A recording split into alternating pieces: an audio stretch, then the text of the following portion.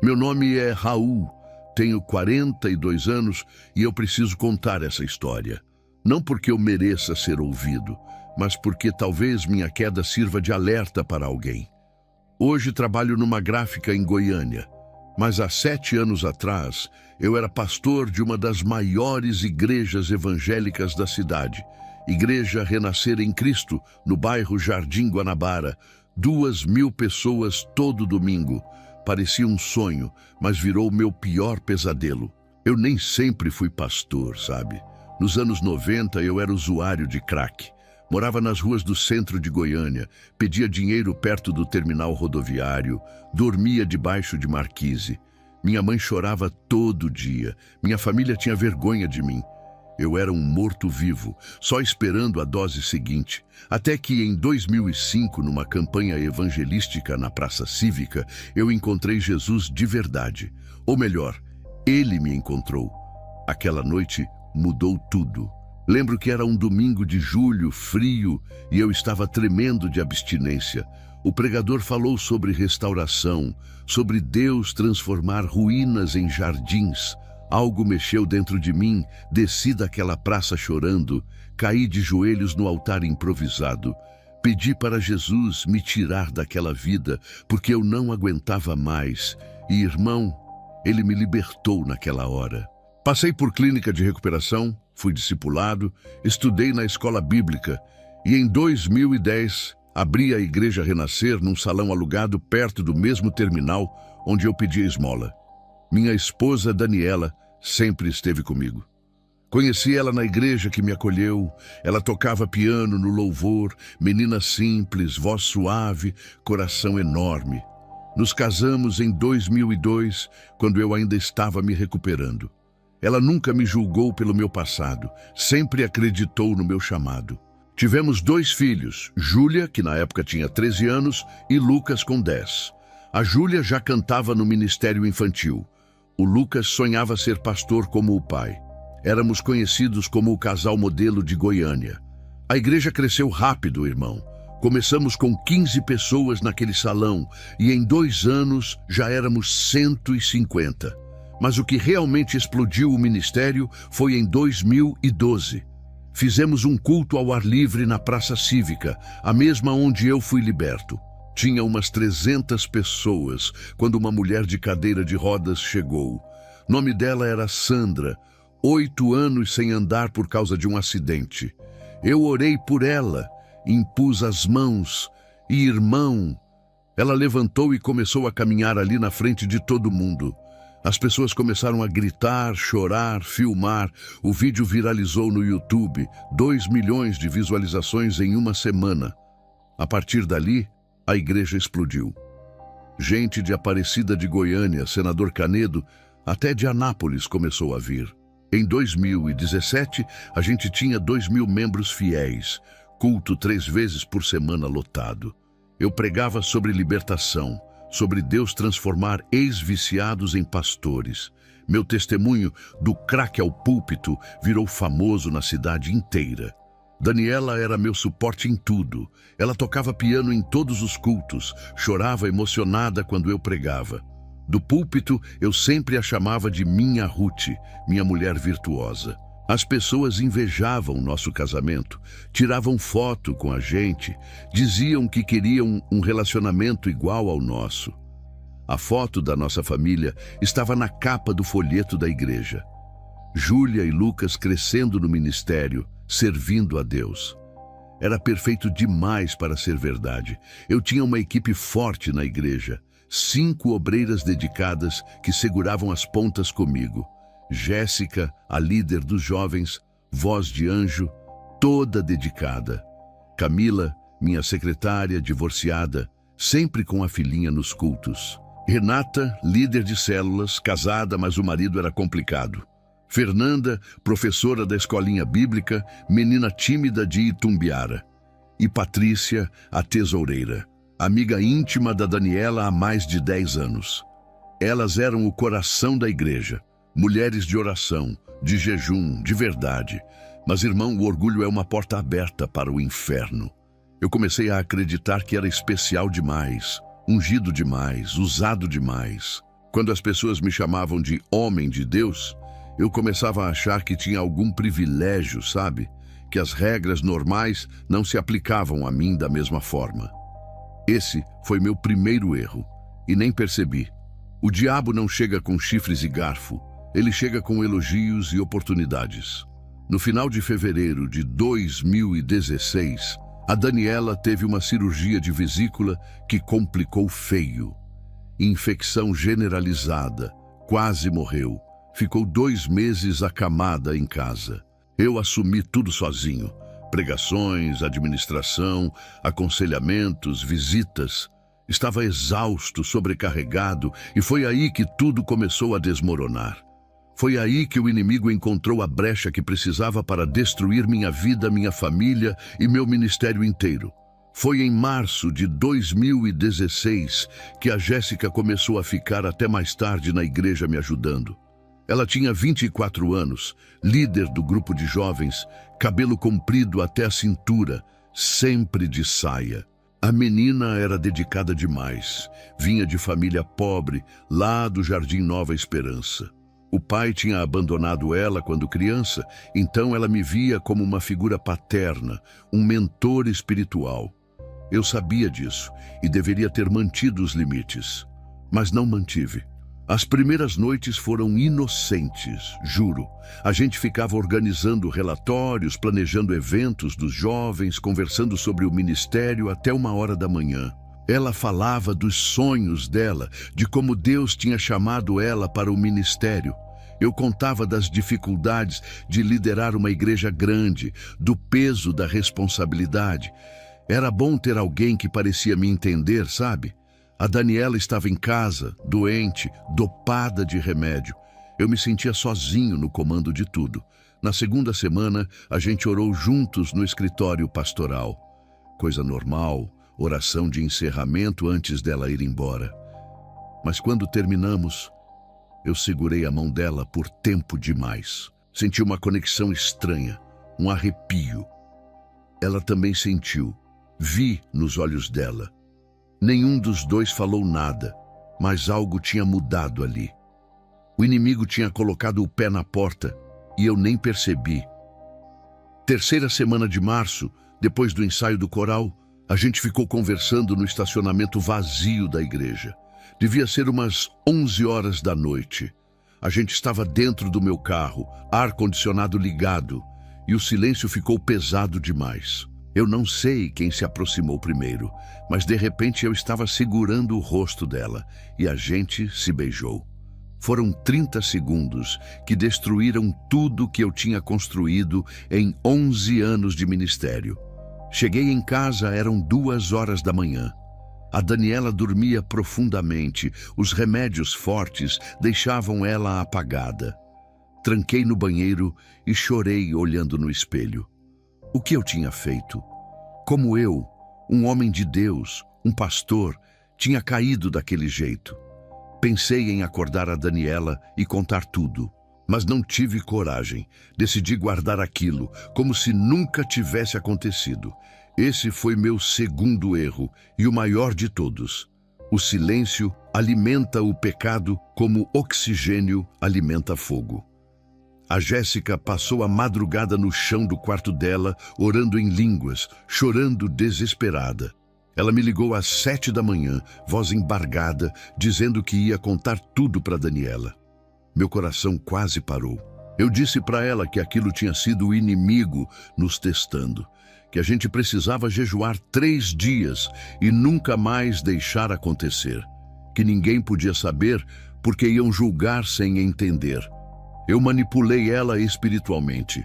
Usei minha autoridade como pastor para fazer ela calar a boca. E ela acreditou em mim. Naquela mesma madrugada que eu piquei, a Daniela acordou às 4h com um pesadelo horrível. Ela me contou no dia seguinte, ainda tremendo. Disse que tinha sonhado com serpentes enormes, enroladas nas colunas da igreja, subindo até o púlpito, sibilando. Acordou suada, com o coração disparado, orando em línguas sem parar. Era Deus tentando avisar ela, tentando expor a verdade. Mas eu fingi que era só um pesadelo comum, um ataque espiritual aleatório. A Daniela contou o sonho para Patrícia, a melhor amiga dela, tesoureira da igreja. A ironia disso ainda me corrói até hoje, mas vou chegar nessa parte. Patrícia disse que era ataque do diabo contra o ministério, que a igreja estava crescendo e o inimigo estava incomodado.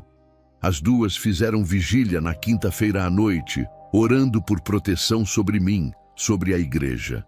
Enquanto elas oravam pela minha cobertura espiritual, eu estava perdendo essa cobertura por escolha própria. Eu prometi para mim mesmo que aquilo nunca mais ia acontecer. Evitei a Jéssica por uns dias, fui seco com ela, profissional. Mas, irmão, quando você abre uma porta espiritual, é difícil fechar sozinho. E eu não busquei ajuda, não confessei para ninguém, não me arrependi de verdade. Apenas escondi. E o que você esconde no escuro, o diabo usa como corrente. Em junho, 2 meses depois, a Camila entrou no meu escritório para um aconselhamento sobre o divórcio dela. Ela chorava muito, dizia que se sentia rejeitada, invisível. Eu consolei, abracei. E o abraço durou demais. Quando eu vi, estava fazendo carinho no rosto dela e a gente se beijou ali mesmo. Eu tinha caído de novo. E dessa vez foi mais fácil. O pecado tem esse poder, ele fica cada vez mais natural, cada vez menos doloroso, até você estar tão fundo que nem reconhece mais quem você se tornou. Julho de 2016 foi quando a Renata entrou na história.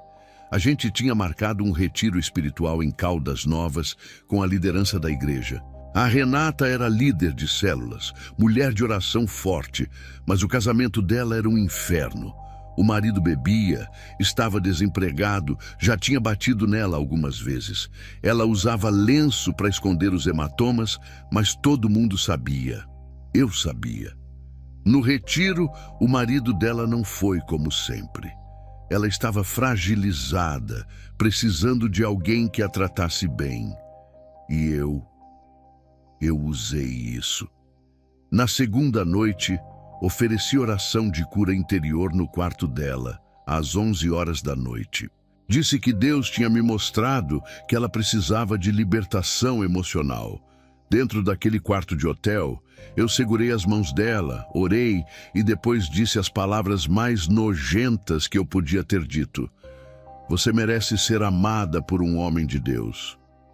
E a gente pecou ali mesmo. Agosto foi a vez da Fernanda. Ela tinha 26 anos, professorinha da escola bíblica infantil, menina tímida que tinha vindo de Itumbiara. Ingênua demais, confiava cegamente em autoridade espiritual. Eu disse para ela que Deus tinha me revelado em oração que ela seria a Débora do ministério, minha auxiliadora escolhida. Usei a palavra de Deus, usei profecias falsas para seduzir uma menina inocente. Esse foi o nível da minha queda, irmão. Eu estava usando o nome de Deus para satisfazer minha carne podre. Setembro veio com a traição mais dolorosa de todas. Patrícia, a tesoureira da igreja, amiga íntima da Daniela, havia mais de 10 anos. As duas tomavam café toda terça-feira, riam juntas antes do louvor, oravam uma pela outra. A Patrícia tinha 45 anos, casada, mas o casamento dela estava morto fazia tempo. O marido viajava direto a trabalho, mal falava com ela. Ela se sentia invisível, abandonada. Foi numa viagem missionária para Brasília, só eu e a equipe administrativa. Para economizar dinheiro da igreja, eu e a Patrícia compartilhamos um quarto de hotel com 2 camas. Parecia inocente, era só para cortar custos. Mas à noite, depois de jantar, a gente começou a conversar. Ela chorou falando do casamento dela, de como se sentia sozinha. E eu a consolei do pior jeito possível. Traí minha esposa com a melhor amiga dela. Se tem um inferno mais fundo, era ali que eu merecia estar. O pior de tudo é que elas não sabiam uma das outras. Eu compartimentalizava tudo perfeitamente, como um psicopata. Jéssica achava que era só ela. Camila achava que era especial. Renata pensava que Deus tinha nos unido. Fernanda acreditava na profecia falsa. Patrícia achava que tínhamos uma conexão real. Eu era 5 pessoas diferentes, vivendo 5 mentiras paralelas, e ainda pregava no púlpito todo domingo sobre santidade. Teve um dia em agosto que quase fui descoberto. A Camila saiu do meu escritório às 10h40 da noite. A Jéssica chegou para uma reunião às 11 horas. Elas quase se cruzaram no corredor. Meu coração quase explodiu no peito. Quando a Jéssica perguntou quem era, eu inventei rapidinho que a Camila estava tendo pensamentos suicidas e precisava de aconselhamento de emergência. A Jéssica acreditou. Eu estava ficando bom demais em mentir. Mas meu corpo começou a mostrar sinais do peso espiritual que eu carregava. Eu acordava toda madrugada às 3 horas, suando frio, sufocando. Sentia um peso no peito que não passava. Desenvolvi um tique nervoso no olho esquerdo que piorava quando eu pregava. Emagreci 8 quilos em 3 meses. As pessoas achavam que era excesso de trabalho, jejuns prolongados. Ninguém imaginava que era opressão demoníaca por causa do pecado que eu alimentava. A unção começou a secar. Os músicos comentavam nos bastidores que os louvores não tinham a mesma presença de antes. As pessoas pararam de ser curadas nos cultos. A última cura que aconteceu foi em julho. A mulher com problema na coluna. Depois disso, nada mais. Eu pregava mais alto, mais agressivo, para compensar a falta de poder. Minhas mensagens mudaram, ficaram estranhas. Eu falava muito sobre graça radical, sobre não julgar, sobre legalismo farisaico. Estava preparando o terreno psicológico para me justificar. Tinha uma intercessora na igreja chamada Vera, mulher de oração pesada. Em setembro, ela teve um sonho onde via 5 buracos negros no altar da igreja, sugando toda a luz. Ela compartilhou com o grupo de oração, mas ninguém entendeu o significado. Eu entendi. Ouvi ela contando e gelei, mas fingi que era revelação sobre ataques externos, sobre inimigos da igreja. Desviei a atenção, porque naquele ponto eu já estava tão cego espiritualmente que achava que podia enganar até a Deus. Outubro de 2016 foi quando o diácono Roberto começou a receber revelações de Deus. Roberto tinha 55 anos, diácono havia 6, mas convertido havia 30. Ex-alcoólatra que Deus salvou nos anos 80. Homem de vigília, conhecido por ouvir a voz de Deus com clareza. E o pior, ou melhor, ele foi quem me discipulou quando eu saí do crack em 2005. Ele me via como filho espiritual, tinha acompanhado minha restauração, meu chamado, meu crescimento. Por isso, o que Deus começou a mostrar para ele dilacerava o coração dele. Numa madrugada de outubro, o Roberto estava fazendo vigília sozinho na igreja, 3 horas da manhã. Ele me contou isso depois, com lágrimas nos olhos. Disse que ouviu um riso. Não era riso humano, era gutural, macabro, vindo do meu escritório pastoral. Ele desceu das cadeiras onde orava e foi verificar. O escritório estava trancado por dentro, mas não tinha ninguém lá. Ele tinha a chave, abriu, acendeu a luz. Vazio. Mas a presença densa, opressiva, maligna ainda estava ali. O ar pesado, sufocante. Roberto saiu correndo, foi para casa, passou o resto da noite orando e chorando. No mês seguinte, novembro, Roberto teve um sonho. Ele viu o acampamento de Israel no deserto, mas havia algo errado. Uma voz dizia: "Há Acãs no arraial." É a referência bíblica de Josué, capítulo 7, quando um homem chamado Acã escondeu pecado e trouxe maldição sobre todo o povo. Roberto acordou sabendo que havia pecado oculto na liderança da igreja, mas Deus não deu detalhes, não deu nomes, não deu provas, só a certeza de que algo estava podre. Roberto passou 3 meses orando, jejuando, pedindo confirmação. Ele me amava, irmão. Não queria acreditar que o filho espiritual dele, o menino que ele viu sair do crack, pudesse ter caído. Ele orava: "Deus, Se for engano meu, me perdoa. Mas se for real, mostra claramente. Não quero destruir um ministério por presunção. Ele chorava nas vigílias, lutava com Deus, pedia misericórdia por mim, sem nem saber direito do que eu era culpado. Enquanto isso, os sinais ficavam cada vez mais óbvios para quem quisesse ver. Em dezembro, a Daniela encontrou um perfume feminino barato no porta-luvas do meu carro. Perfume que ela nunca tinha usado, marca vagabunda de farmácia. Ela me perguntou de onde era aquilo. Eu explodi, irritado. Disse que tinha dado carona para a irmã Renata quando o marido dela tinha brigado feio com ela. A Daniela acreditou porque ela confiava em mim. Porque em 15 anos de casamento eu nunca tinha dado motivo para desconfiança. Até ali. Janeiro de 2017 trouxe outro sinal. A Júlia, minha filha de 13 anos, perguntou no café da manhã de um sábado: Pai, por que a tia Jéssica ligou para você às 2 horas da manhã ontem? Meu sangue gelou. A Daniela levantou a cabeça do prato, me olhou.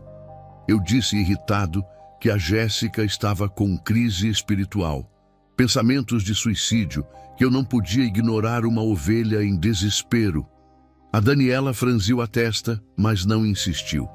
Só disse: da próxima vez, me acorda para orarmos juntos. Eu prometi que sim, mas uma mentira na pilha.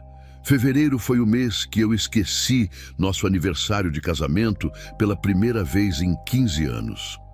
A Daniela tinha feito jantar especial, comprado uma camisa para mim, arrumado a mesa.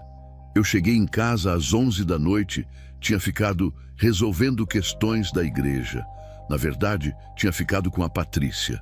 Quando a Daniela lembrou da data, eu disse, frio: Ah, é verdade. Desculpa, tô muito cansado. A gente comemora outro dia. Vi a dor nos olhos dela, mas eu estava tão morto por dentro que nem me importei. Os membros antigos começaram a comentar entre si que eu estava diferente. Mais irritado, impaciente, agressivo. Minhas pregações viraram ataques contra religiosos fariseus, hipócritas que ficavam vigiando vida alheia em vez de cuidar da própria. Eu suava excessivamente no púlpito, precisava trocar de camisa no intervalo. Perdi mais peso, as roupas ficaram largas. Todo mundo achava que era dedicação excessiva, sacrifício pelo rebanho. Na verdade, era minha alma apodrecendo por dentro. Uma madrugada de fevereiro, acordei com uma sensação aterrorizante. Senti mãos invisíveis apertando meu pescoço, não conseguia respirar. Fiquei paralisado na cama, vi um vulto sombrio no canto do quarto. Tentei gritar, não saiu som, até que consegui sussurrar, Jesus. E a opressão passou na hora. Acordei a Daniela sem querer. Ela perguntou o que tinha acontecido. Disse que era só um pesadelo, mas não era. Era o inferno cobrando o preço do que eu estava fazendo. Ao invés de me arrepender, eu racionalizei. Convenci a mim mesmo de que aquilo era inveja espiritual, macumba de pastores de outras igrejas que não queriam me ver crescer. Que o diabo estava incomodado com o tamanho do ministério. Eu estava tão cego que não conseguia mais ver a verdade, nem quando ela me sufocava literalmente. A cegueira espiritual é o último estágio antes da queda total, e eu estava a centímetros do abismo. Domingo, 5 de março de 2017, 16h30 da tarde. Esse foi o momento exato que minha vida explodiu. Eu estava na igreja resolvendo questões administrativas. Na verdade, estava com a Patrícia no escritório. A Daniela estava em casa e precisou usar meu notebook para imprimir uma música do culto da noite. Eu tinha deixado ele em casa sem pensar 2 vezes. Meu maior erro. A Daniela me contou depois cada detalhe daquele momento. Ela abriu o notebook, foi na pasta de documentos e, sem querer, clicou numa pasta escondida que dizia backup antigo, apagar depois. Dentro tinha 5 subpastas com letras J, C, R, F, P. O coração dela acelerou. Ela disse que já sabia que ia encontrar algo horrível.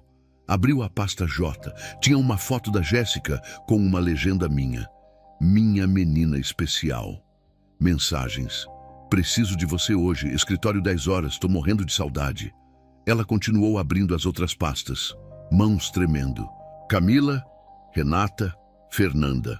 Quando chegou na pasta P e viu Pati Amor, o nome carinhoso da melhor amiga dela, a Daniela desabou no chão. Ela me disse que tentou gritar, mas não saiu som, apenas choro mudo, convulsivo. 10 anos de amizade, confiança absoluta. E eu tinha destruído tudo. Havia uma subpasta chamada Presentes Comprados, notas fiscais de lingeries, perfumes, jantares em hotéis. Datas: abril, maio, junho, agosto, setembro. Tudo pago com dinheiro da igreja, do dízimo. A Daniela ficou 6 horas trancada no quarto, das 5 da tarde até as 11 da noite. A primeira hora, ela só chorou no chão, vomitou 3 vezes, não conseguia processar. Das 6 às 8, ela leu cada conversa, cada foto, cada mentira. Um ano inteiro documentado. 5 mulheres diferentes, uma delas a melhor amiga dela. Das 8 às 9, ela pegou a Bíblia, abriu em Oséias, o profeta do marido infiel. Leu chorando, mas chorando por mim pelo tamanho da minha queda. Às 9 horas ela ligou para a mãe dela, Dona Conceição. Conseguia mal falar de tanto soluçar. Mãe, ele me traiu com 5 mulheres. Uma é a Patrícia, minha amiga. A mãe dela veio correndo de Trindade, pegou os meninos, levou para casa dela. A Júlia e o Lucas não podiam ver o que ia acontecer. Às 10 horas, a Daniela sentou na cama, olhos inchados, rosto manchado de tanto chorar. Tomou uma decisão e mandou mensagem para mim. Preciso falar com você, agora. É urgente. Cheguei em casa, era 1h da manhã de segunda-feira. A casa estava escura, só o notebook aberto na sala, iluminando o rosto de pedra da Daniela. Quando vi a tela, quando vi as pastas abertas, minhas pernas quase falharam. Ela falou com uma voz assustadoramente calma. Quanto tempo, Raul? Tentei negar, dizer que não era o que parecia. Ela girou o notebook para mim. Jéssica, Camila, Renata, Fernanda, Patrícia, minha amiga, Raul, minha melhor amiga. Ficamos 30 segundos em silêncio. Eu não tinha como negar, as provas estavam ali. Tentei outra estratégia, a justificativa. Você estava doente, eu estava sozinho no ministério, você não entende a pressão de um líder. Ela se levantou tremendo. Então você se deitou com 5 mulheres porque eu tive cirurgia de vesícula. Eu explodi, gritei. Você não entende a solidão de quem carrega 2.000 almas nas costas. Foi a coisa mais covarde que eu já disse na vida. A Daniela apontou para o notebook. E a Patrícia? Ela sentava do meu lado todo domingo. Tomávamos café toda terça-feira. Ela segurava minha mão quando eu orava. Você destruiu minha amizade enquanto eu orava por você. Eu não tinha resposta. Fiquei em silêncio, olhando para o chão. Ela continuou, a voz quebrando. Isso não foi fraqueza. Fraqueza é uma vez. Você escolheu 5 vezes, por 1 ano, planejou, mentiu, usou dinheiro da igreja para comprar presente para suas amantes. Tentei uma última cartada, a chantagem espiritual. Se você expor isso, vai destruir a obra de Deus. 2.000 almas, Daniela, famílias que dependem desse ministério. Ela me olhou com olhos em chamas. Você já destruiu. Você matou essa obra quando beijou a primeira. Eu só vou revelar a verdade que você escondeu. Tentei tocar o ombro dela. Ela gritou pela primeira vez em 15 anos de casamento. Não encosta em mim. Eu recuei, vendo pela primeira vez a destruição real que eu tinha causado. A Daniela me deu um ultimato. Você tem até domingo. Confessa publicamente, ou eu subo naquele púlpito e conto cada detalhe. Saiu do quarto, foi dormir no quarto de hóspedes, trancou a porta.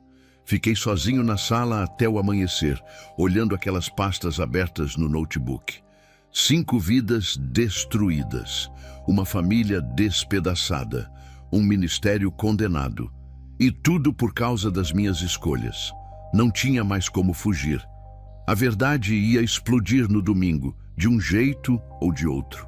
A semana entre segunda e domingo foi um inferno na terra. Terça-feira eu liguei separadamente para cada uma das 5 obreiras. Voz desesperada, mão suando. Precisamos conversar urgente. Nenhuma delas respondeu direito.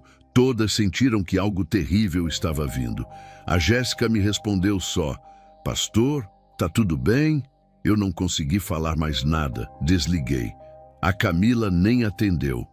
A Renata disse que estava ocupada e desligou na minha cara. A Fernanda chorou no telefone, mas não sabia por quê. A Patrícia foi a única que perguntou: "A Daniela descobriu?"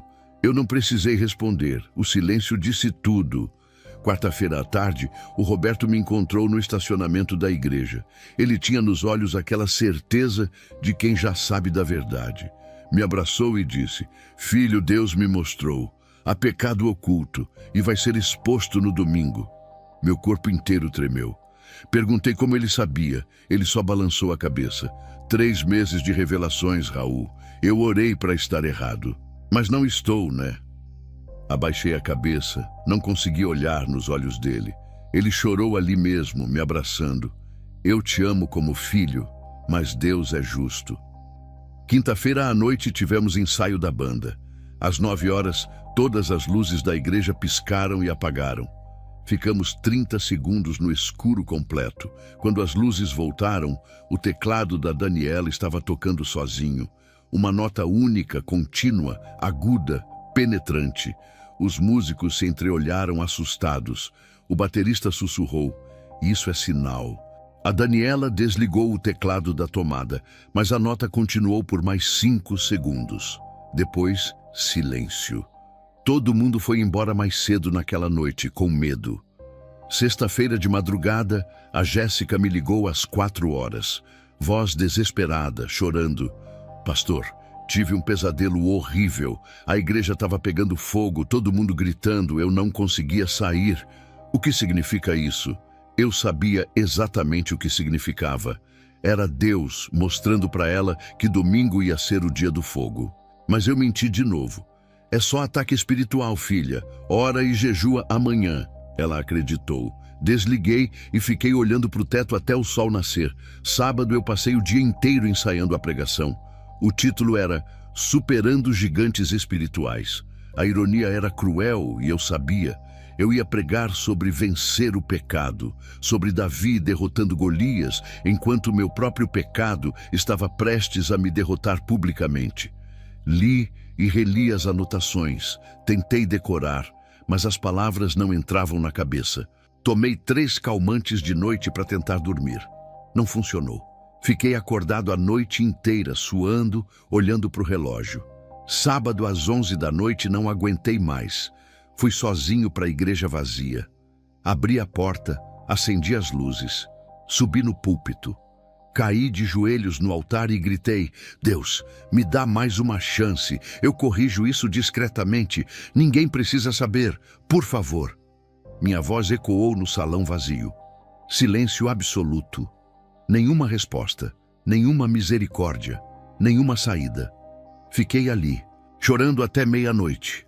Quando saí, sabia que não havia mais como escapar. O tempo da graça secreta tinha acabado. Domingo de manhã acordei às 6, com o estômago embrulhado. Vomitei 2 vezes antes de sair de casa. Tomei mais 2 calmantes. Vesti meu terno novo, o azul marinho que a Daniela tinha me dado no aniversário que eu esqueci. Peguei minha Bíblia, a mesma que ganhei quando fui liberto do crack. Olhei no espelho e não reconheci o homem que estava ali. Olhos fundos, rosto pálido, mãos tremendo. Sussurrei para o reflexo: "Você destruiu tudo." Cheguei na igreja às 9 horas. O estacionamento já estava lotando. 2.000 pessoas iam estar ali em 1 hora. Fiquei nos bastidores suando frio, sentindo o coração disparar. A Daniela chegou às 9h45 com a mãe dela, Dona Conceição. Sentaram na primeira fileira. A Patrícia, sem saber de nada ainda, sentou do lado delas, como sempre fazia. "Bom dia, amiga." Ela sorriu para Daniela. A Daniela apenas acenou, sem sorrir. A Patrícia franziu a testa confusa. 10 horas o louvor começou. A Daniela tocou o piano mecanicamente, sem emoção, olhando para o nada. Eu observava dos bastidores. Jéssica estava na terceira fileira, lado esquerdo. Camila na quinta, lado direito. Renata mais profundo. Fernanda perto da saída, como se já soubesse que ia precisar fugir. Patrícia na primeira, ao lado da mulher que ela traiu. 2.000 pessoas cantando, louvando, sem saber que em 40 minutos o inferno ia explodir naquela igreja. 10h40, o líder de louvor me chamou. Pastor Raul, o senhor pode subir para o púlpito. Caminhei devagar. Cada passo pesava 1 tonelada. Subi os 3 degraus, peguei o microfone, senti ele gelar na minha mão. Abri a Bíblia em 1 Samuel, capítulo 17, Davi e Golias. Respirei fundo. Olhei para as 2.000 pessoas. Abri a boca para falar a primeira palavra. E nada saiu. Absolutamente nada. Minha boca mexia, mas não saía som nenhum. Deus tinha me calado. Tentei de novo. Mexi os lábios, forcei a garganta, nada. Silêncio total. Toquei o pescoço, limpei a garganta, tentei outra vez. Nem um sussurro. A igreja começou a ficar quieta, confusa. Alguém sussurrou: problema no microfone? Peguei outro microfone que estava na mesinha do púlpito. Mesmo resultado. Mudez sobrenatural completa. 2.000 pessoas me olhando em silêncio sepulcral, esperando. Eu comecei a suar, frio, as pernas tremeram. Era Deus cumprindo o que o Roberto tinha profetizado. No domingo, eu falarei. De repente, a Jéssica começou a soluçar.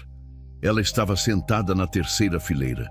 Segurou firme no banco da frente. Tentou se controlar, mas não conseguiu. O choro foi ficando mais alto, desesperado, incontrolável. As pessoas ao redor começaram a olhar para ela. Então ela se levantou de um pulo, com o rosto molhado de lágrimas e gritou: eu não aguento mais. Pastor, confessa diante de Deus. Eu não aguento mais essa mentira. A igreja inteira congelou. 2.000 pares de olhos se viraram para ela, depois para mim. 5 fileiras atrás, a Camila entrou em prantos. Ela cobriu o rosto com as mãos, o corpo todo tremendo, e gritou: perdão, igreja, perdão, Daniela. Eu também pequei, eu também caí. Ela desabou no banco, soluçando tão alto que o microfone do púlpito captava.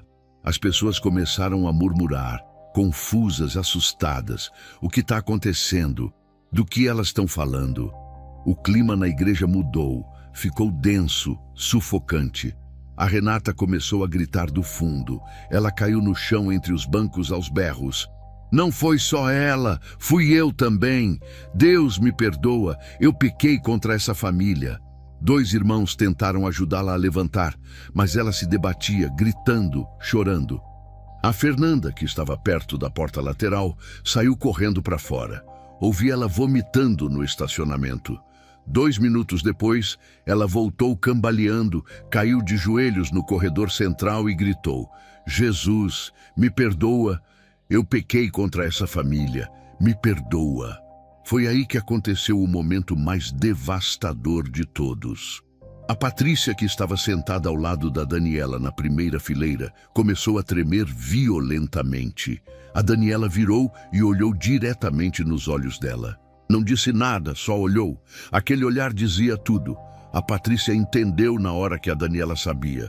O rosto dela se contorceu de desespero. Ela caiu de joelhos e abraçou as pernas da Daniela, soluçando: Daniela, me perdoa. Pelo amor de Deus, me perdoa. Eu sou um monstro. Eu traí você. Me perdoa. A Daniela não se mexeu. Ficou sentada, imóvel, olhando para frente, apenas lágrimas descendo em silêncio pelo rosto.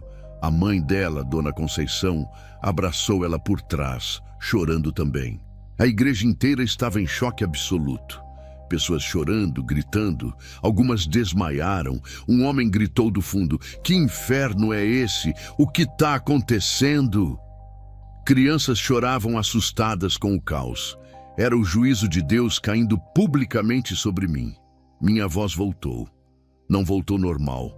Voltou num gemido rouco, quebrado, rasgado.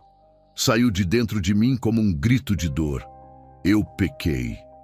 Eu pequei contra Deus. Caí de joelhos no púlpito. O microfone caiu no chão com um baque alto que ecoou. Peguei ele de novo, ainda de joelhos, e confessei tudo. Traí minha esposa com 5 obreiras durante um ano inteiro. Usei dinheiro do dízimo para comprar presentes. Manipulei, menti. Eu sou um lobo disfarçado de pastor. O choro era coletivo agora. Homens e mulheres chorando, alguns gritando Jesus, outros em choque mudo. Vi alguns homens se levantando com raiva no rosto, caminhando em direção ao púlpito. O Roberto subiu correndo, segurou meu braço, pegou o microfone da minha mão. Com voz firme, mas chorando, ele disse: Igreja, em nome de Jesus, acalmem-se. O pastor Raul está destituído a partir deste momento. Que Deus tenha misericórdia de todos nós. Vamos orar. 3 diáconos me cercaram, me protegendo dos homens que queriam me agredir. Ouvi xingamentos, ameaças. Safado! Destruiu essa igreja, merece apanhar. O Roberto e mais 4 homens fizeram uma barreira humana.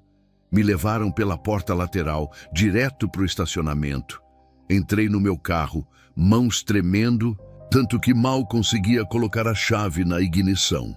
Olhei pelo retrovisor e vi a igreja em caos. Pessoas saindo, chorando, gritando. Dirigi até minha casa em choque.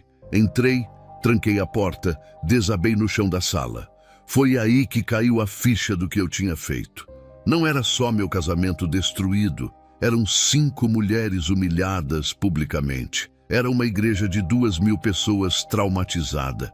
Eram crianças que viram seus pais chorando sem entender por quê. Era o nome de Jesus sendo envergonhado por causa de um lobo como eu. Chorei no chão daquela sala até não ter mais lágrimas.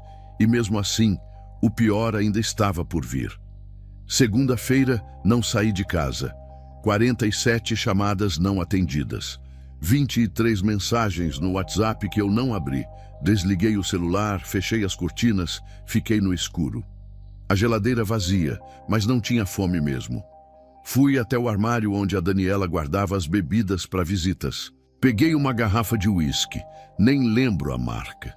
Tomei direto da garrafa. Primeira vez em 12 anos que eu bebia álcool. Não senti gosto de nada, só queria apagar. Terça-feira de manhã, os diáconos fizeram reunião emergencial na igreja. O Roberto me ligou às 11 horas. Eu atendi sem falar nada. Ele disse com voz pesada: Raul, votamos sua destituição. 15 a favor, 3 contra. Você não pode mais pisar nessa igreja como pastor. Sinto muito, filho. Desliguei sem responder. Os 3 que votaram contra eram amigos antigos, gente que me viu sair do crack. Mas 15 entenderam que não havia mais como me manter. E eles estavam certos. Quarta-feira de tarde, a Daniela apareceu para buscar roupas. Eu estava no sofá, barba por fazer há 3 dias, cheirando a álcool, olhos fundos. Ela entrou sem bater, foi direto para o quarto. Eu sussurrei da sala: me perdoa. Ela parou na porta do quarto, não virou, só disse: eu não consigo nem olhar para você. Pegou 2 malas de roupa, a escova de dentes, o secador de cabelo. Passou por mim sem olhar e saiu. Ouvi o carro dela arrancando. A casa ficou vazia, silenciosa, morta. Quinta-feira de madrugada, 4 horas da manhã, o Roberto me ligou desesperado. Raul, a Jéssica tentou se matar, tomou 40 comprimidos de paracetamol. A mãe encontrou ela desmaiada e levou para o Hugo. Meu sangue gelou. Vesti qualquer roupa e fui para o hospital. Cheguei lá, a mãe da Jéssica me viu e partiu para cima gritando: você destruiu minha filha, ela tem 24 anos, você devia proteger ela. Seguranças me seguraram. A Jéssica sobreviveu, fizeram lavagem estomacal, mas os olhos dela, quando me viu pelo vidro da UTI, era ódio misturado com vergonha. Sexta-feira pela manhã, o vídeo vazou. Alguém filmou a confissão no domingo e mandou no WhatsApp. Em 6 horas tinha 50 mil visualizações só em Goiânia. O jornal local colocou manchete: pastor de mega igreja confessa traição com 5 mulheres durante culto. Meu rosto na capa, print do vídeo com minha boca aberta gritando a confissão. Vi a notícia no celular de madrugada e vomitei. Não tinha mais nada no estômago, só bilha amarela. As famílias das obreiras reagiram. O pai da Jéssica foi até minha casa com um pedaço de pau, gritando que ia me matar. O Roberto chegou a tempo, segurou ele, chamou a polícia. O marido da Renata, aquele que batia nela, ironicamente agora usava o escândalo como desculpa para bater mais. Ela fez boletim de ocorrência, foi morar com a irmã. A mãe da Fernanda expulsou ela de casa, gritando: "Você envergonhou o nome de Deus!" A menina de 26 anos ficou na rua. O ex-marido da Camila entrou com processo para tirar a guarda da filha de 5 anos. Usou o escândalo moral como justificativa. A Camila me ligou chorando, implorando que eu testemunhasse a favor dela no processo, que eu dissesse que a culpa era minha, que eu manipulei ela. Prometi que ia, mas quando chegou o dia da audiência, eu não tive coragem de sair de casa. Ela perdeu a guarda temporária da Bianca, mais uma vida que eu destruí. O marido da Patrícia pediu divórcio por mensagem de WhatsApp. "Não quero mais te ver. Advogado vai te procurar." 10 anos de casamento terminados em uma linha de texto. A Patrícia me mandou mensagem: "Perdi meu casamento, minha melhor amiga, minha reputação. Espero que valha a pena para você." Não respondi. Não tinha resposta. Não valia a pena. Nunca valeu. Em abril, o Roberto alugou um apartamento pequeno para mim no setor Bueno. 30 metros quadrados, um quarto, uma cozinha, um banheiro. Ele pagou os 3 primeiros meses porque eu não tinha dinheiro. A igreja me destituiu sem indenização, como era justo. Mudei para lá com uma mala de roupa e nada mais. Tranquei a porta, fechei as janelas, deitei no chão frio. Parei de comer. Em 2 semanas perdi 12 quilos. Meu corpo estava morrendo por fora, mas minha alma já estava morta por dentro. 3ª semana de junho, escrevi uma carta de suicídio. Papel e caneta, mão tremendo. "Daniela, me perdoe. Cuide das crianças. Júlia, Lucas, papai ama vocês, mas não presta mais. Sou um lixo que só envergonha essa família. Roberto, obrigado por tentar me salvar. Não conseguiu porque eu já estava morto há muito tempo." Separei 2 frascos de remédios que tinha guardado. 60 comprimidos no total. Coloquei num copo com água. Só esperava a coragem chegar. Era só uma questão de horas. Julho de 2017, 40 dias exatos depois da exposição. Eu não comia havia 3 dias, só tomava água. A carta de suicídio estava em cima da mesinha de centro. Os 60 comprimidos separados em 2 montes. Eu só esperava a meia-noite chegar para tomar tudo de uma vez. Achei que meia-noite seria um horário apropriado para um pastor falso morrer. Deitei no colchão no chão, olhando para o teto rachado daquele apartamento miserável, esperando o relógio andar. 3h17 da madrugada, o apartamento gelou. Não era o ar-condicionado, eu nem tinha ar-condicionado. Era um frio sobrenatural que vinha de dentro para fora. Senti meu corpo inteiro arrepiar, os pelos do braço ficarem em pé. Tentei me levantar, mas o corpo não obedecia. Foi aí que eu vi um vulto no canto do quarto. Não tinha forma definida. Era só uma massa escura, densa, mas eu sentia ódio puro emanando daquilo. Um cheiro forte de enxofre tomou o quarto. Me deu ânsia. O vulto começou a falar. Não era uma voz, eram várias vozes ao mesmo tempo, ecoando, se sobrepondo. "Você é nosso agora. Destruí seu ministério, sua família, sua vida." Risadas macabras, guturais, que não eram humanas. Eu tentei gritar, não saiu som. Tentei me mexer, estava paralisado. As vozes continuaram. Aquela unção nunca foi real. Você sempre foi nosso, sempre foi um farsante. As palavras ardiam mais que qualquer fogo físico. Eu senti aquela presença se aproximando. O quarto ficou mais escuro, mesmo com a luz acesa. Meu peito começou a apertar, a respiração ficou difícil. Pensei que ia ter um ataque cardíaco ali mesmo. As risadas ficaram mais altas, mais próximas. E foi naquele momento, no fundo do poço mais profundo que um ser humano pode cair, que eu me lembrei de um versículo. Nem sei de onde veio, mas veio. Invoca-me no dia da angústia, eu te livrarei. Com a última força que tinha, rolei da cama e caí no chão. Comecei a me arrastar. O corpo não funcionava direito, mas eu me arrastava em direção à parede. As risadas ficaram mais altas, como se estivessem vindo de todos os lados. Consegui encostar as costas na parede e, com um grito que saiu do fundo da alma, eu berrei: Jesus, se ainda há misericórdia para mim, me salva. A presença desapareceu instantaneamente. O quarto voltou à temperatura normal. O cheiro de enxofre sumiu. Silêncio absoluto. Desabei ali mesmo e chorei. Chorei como nunca tinha chorado na vida. Não era choro de autopiedade, era choro de arrependimento verdadeiro. Pela primeira vez em mais de um ano, eu senti a gravidade real do que tinha feito. Não era só sobre mim, era sobre a Daniela que eu jurei proteger e destruir. Sobre a Júlia e o Lucas que iam carregar essa vergonha para o resto da vida. Sobre 5 mulheres que eu manipulei. Sobre 2.000 pessoas que eu escandalizei. Sobre o nome de Jesus que eu sujei. Chorei até o corpo não ter mais lágrimas. Quando o sol nasceu às 6 da manhã, peguei o celular que estava desligado fazia dias. Liguei, mãos tremendo. Liguei para o Roberto, voz rouca, destruída. Roberto, preciso de ajuda, preciso de libertação. Eu quero viver. Ouvi ele chorar do outro lado da linha. Ele disse: chego em 20 minutos. E chegou. Encontrou eu no chão, olhos vermelhos, segurando a carta de suicídio rasgada. Roberto me levou para o pastor Geraldo, de Aparecida de Goiânia. Homem de 60 anos, pastor havia 40, conhecido por restaurar líderes caídos. Ele me olhou sem julgamento e disse: Raul, você vai precisar passar por um processo doloroso.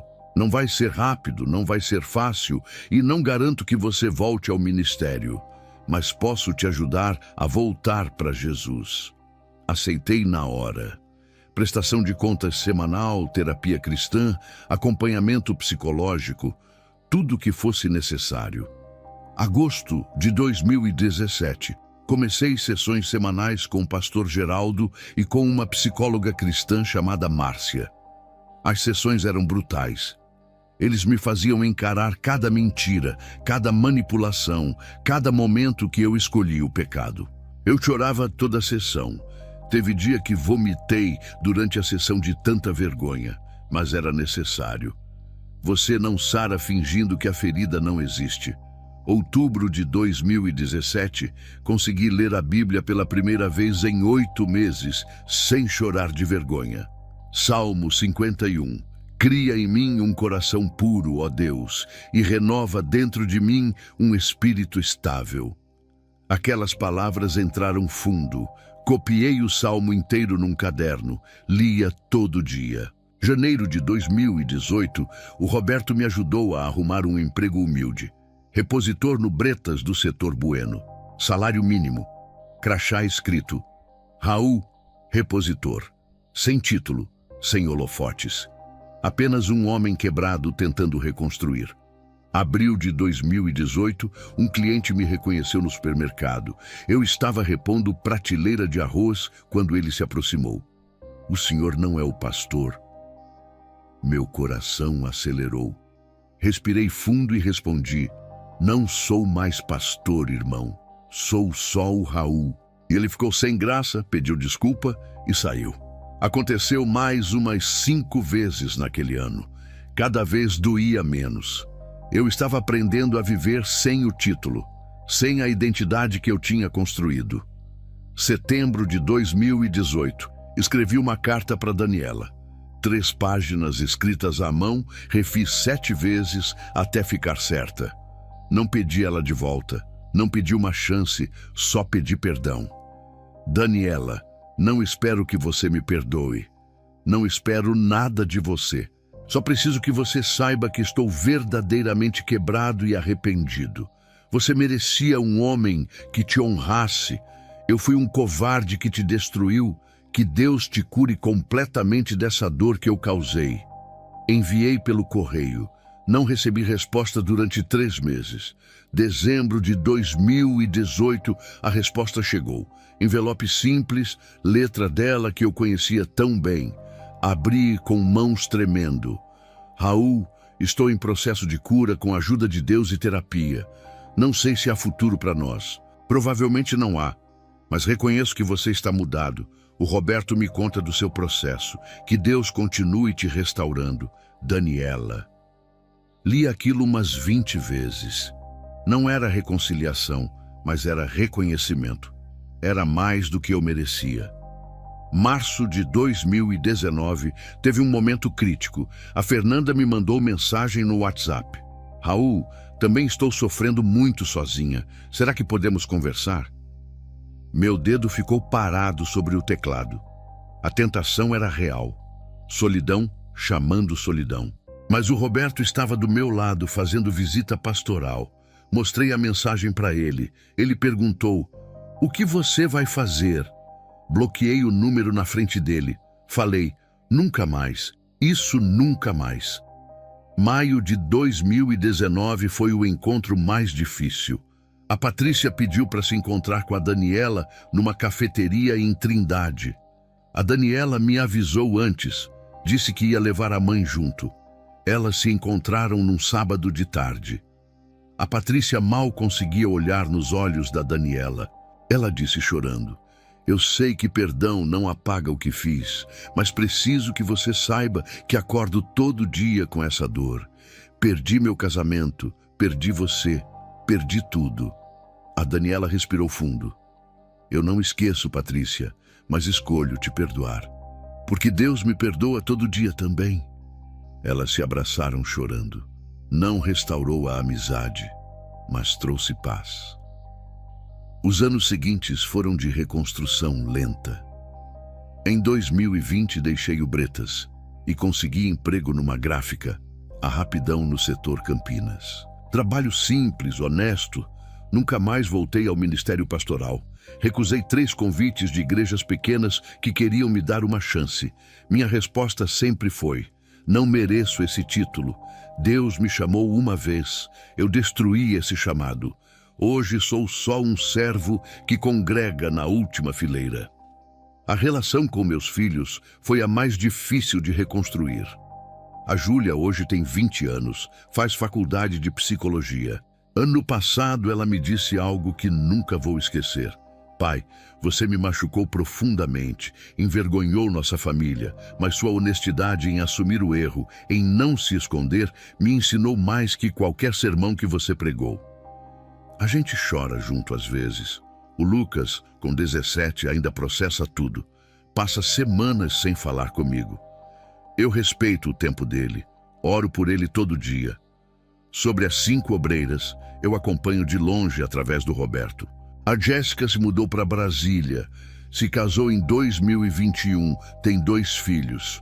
Voltou para a igreja, lidera grupo de jovens de novo, testemunho de restauração. A Camila recuperou a guarda da filha em 2020, trabalha como cozinheira, congrega numa comunidade pequena. A Renata se divorciou do marido abusivo, faz terapia, hoje ajuda mulheres em relacionamentos violentos. A Fernanda voltou para Itumbiara, se afastou da fé por 3 anos, retornou em 2021.